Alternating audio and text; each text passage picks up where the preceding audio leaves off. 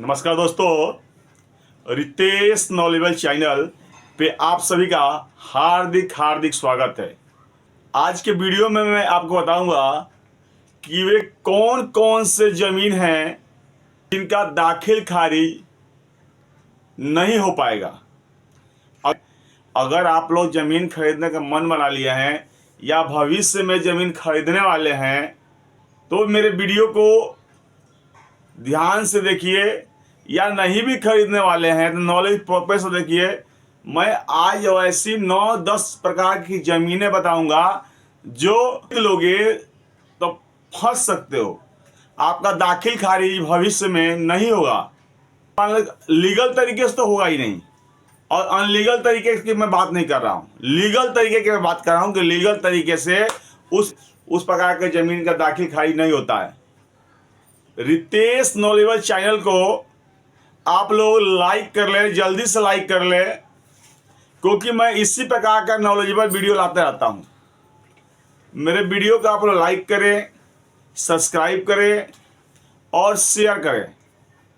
और जिन बंधुओं ने, जिन भाइयों ने मेरे चैनल को पहले से सब्सक्राइब कर लिया है, उनका मैं आभारी हूँ। तो आप लोग ये समझ लीजिए सबसे पहले कि वो कौन कौन से ज़मीन है जिसका दाखिल खारिज होता है, और वो कौन कौन सी ज़मीनें हैं जिसका दाखिल खारिज नहीं होता है। बहुत से ज़मीन ऐसे हैं जो आप खरीद लेते हो, वो बेचने वाले बेच देते हैं और उसका दाखिल खारिज कभी नहीं हो पाएगा, आप कितना भी प्रयास कर लो। क्योंकि मैं आपको ये बता दूं कि बिहार में अभी 10 लाख से ऊपर मामले दाखिल खारिज के पेंडिंग है। क्यों पेंडिंग है भाई? पेंडिंग होने का रीजन यही है कि जानकारी के अभाव में लोग ठगी के शिकार हो जा रहे हैं और बेचने वाले बेच के निकल जा रहे हैं। तो मैं आज की इस वीडियो में 9 प्रकार के ऐसे ज़मीनों के बारे में बताऊंगा जिनका भविष्य में कभी दाखिल खारिज नहीं होता है। और ऐसे ज़मीन का दाखिल खारिज अगर नहीं होगा, सर्वे भी आपके नाम से होगा कि नहीं होगा, ये संशय का मामला है।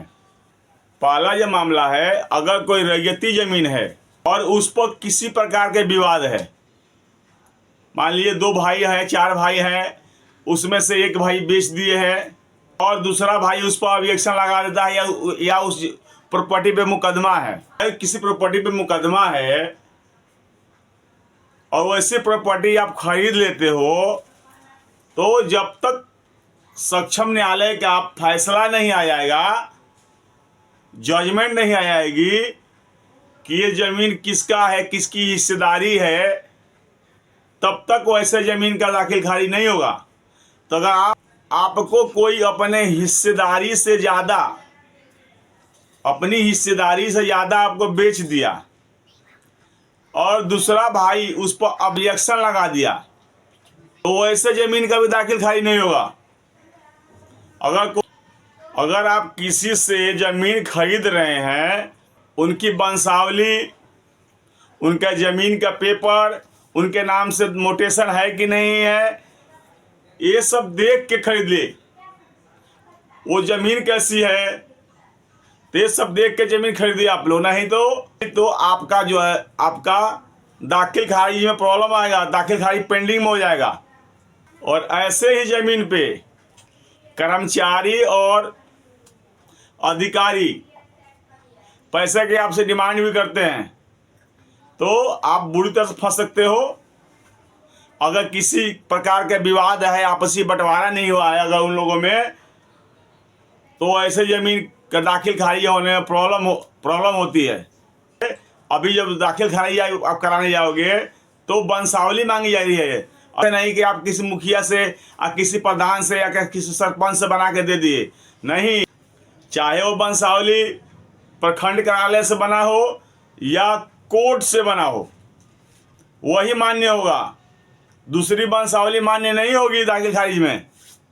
ज़मीन है उस प्रकार की ज़मीन है, मान लीजिए कि आपके घर में कोई बहन है, बुआ है, कोई है, मतलब बहन बुआ कोई है, उनकी शादी हो गई है कहीं पे और उनके संतान नहीं है, और वो गुजर जाती हैं, वो बहन बुआ, आपके नाम से उन्होंने रजिस्ट्री नहीं किया है, आपने उनसे रजिस्ट्री नहीं करवाया है, उनसे वसीयत नहीं करवाया है, उनसे दान पत्र नहीं लिया है, आप खरीद लिए हो तो आप फंस जाओगे।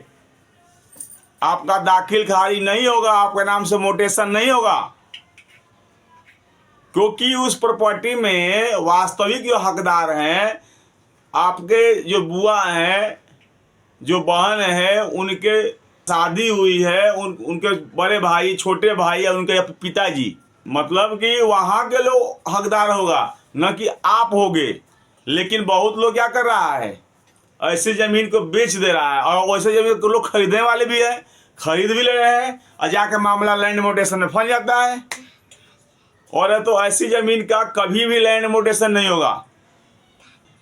गैरमैल्यूआ ज़मीन दो प्रकार का होता है, गैरमैल्यूआ आम और गैरमैल्यूआ खास। तो गैरमैल्यूआ आम ज़मीन तो कोई बेच ही नहीं सकता, लेकिन बहुत लोग फ्रॉड करके ऐसी ज़मीन को बेच भी दे रहा है और बहुत लोग खरीद भी ले रहे हैं।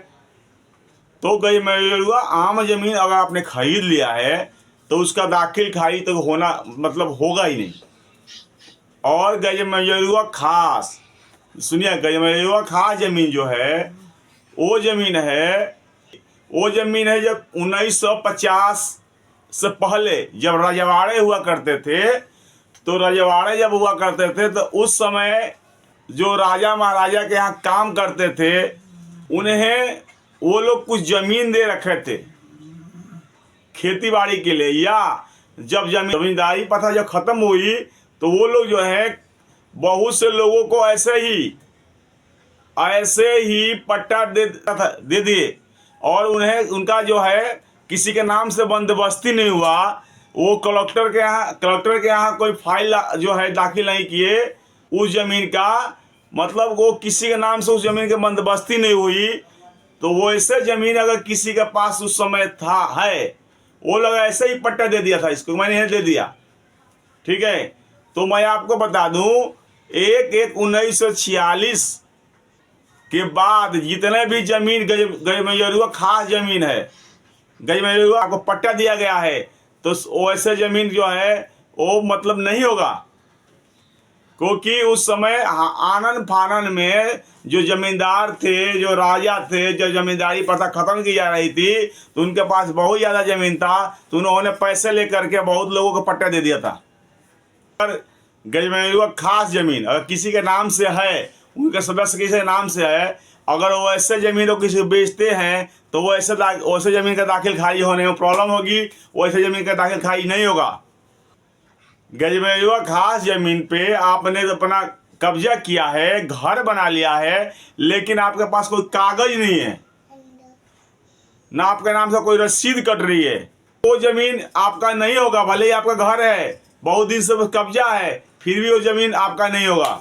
अगर ये अगला जो है, जैसे मान लिया हर एक गाँव में कुछ ज़मीनें ऐसी होती है जो जैसे चारागाह की ज़मीन है, तो अगर आपने चारागाह की ज़मीन खरीद ली है, चारागाह की ज़मीन भी जो है वो सरकारी ज़मीन होती है, मतलब कि ग्राम समाज की ज़मीन होती है, तो वैसे ज़मीन अगर आप खरीद लिए हो तो उस प्रकार के ज़मीन का भी दाखिल खारिज नहीं होगा। अगला टाइप जो है, अगर वक्फ बोर्ड की ज़मीन है, अगर वक्फ बोर्ड की ज़मीन है तो इस प्रकार का ज़मीन जो है, इस प्रकार की ज़मीन भी अगर कोई धोखे से बेच दिया है तो वे अगर आप खरीद लिए हो तो इस प्रकार की ज़मीन का भी दाखिल खारिज नहीं होता, क्योंकि ये जो है एक धार्मिक संस्था है, इसमें धार्मिक ज़मीन है, तो इस प्रकार का ज़मीन का भी दाखिल खारिज नहीं होगा।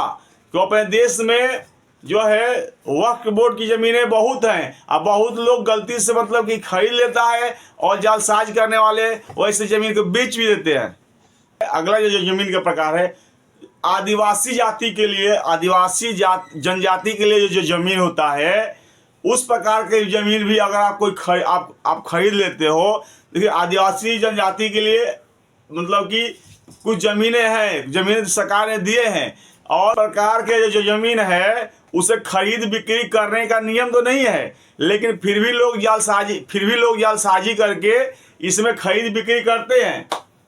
तो इस ऐसे ज़मीन आप खरीद ले रहे हो तो आपका दाखिल खारिज नहीं होगा। अगला जो है सीलिंग भूमि है। अगर किसी के पास ज्यादा प्रॉपर्टी है, ज्यादा जमीन है, तो कुछ जमीनें सीलिंग में निकल जाती है।